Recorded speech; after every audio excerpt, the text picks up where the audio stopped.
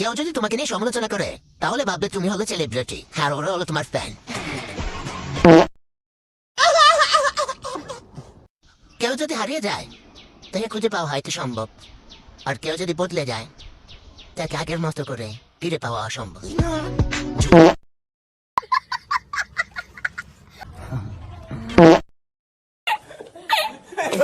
আমি আজকে অনেক কষ্ট পাইছি, আমি অনেক কষ্ট পাইছি, আমি আজকে দুঃখিত। কারণ দুঃখিত এই কারণে আমি ইউটিউবে কালকে রাত থেকে ভিডিও ছাড়ছি, কেউ যে একটা বারও দেখে আসলেন না, আমি অবাক।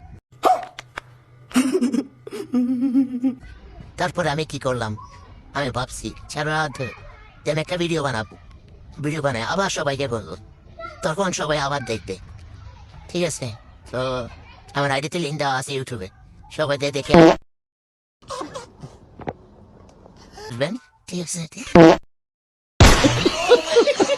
আমার সিলেটের ব্লগটা